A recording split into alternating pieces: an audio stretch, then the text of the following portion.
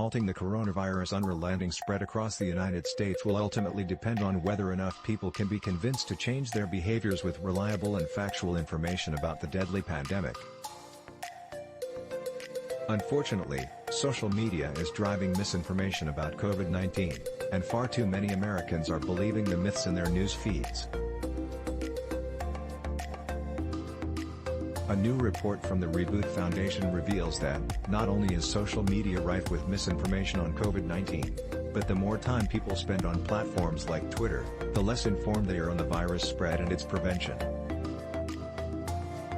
Heavy users of social media are also more likely to take a lackadaisical attitude toward the pandemic in general, the report found. Given the current pandemic, such erroneous beliefs and misinformation among the public could have dire consequences and may be deepening the crisis. Many Americans and political leaders have taken action.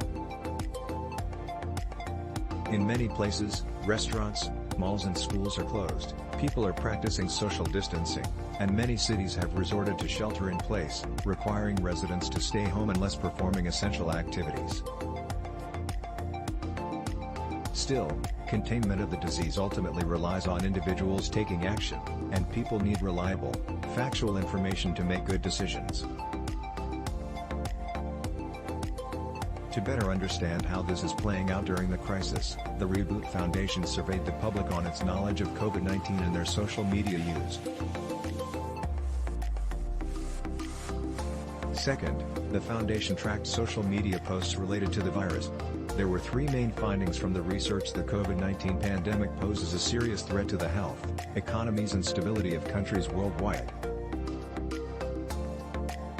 Containment remains the best way to combat the virus, but containment is not possible unless people are provided the information needed to make wise, in many cases, life-saving, decisions.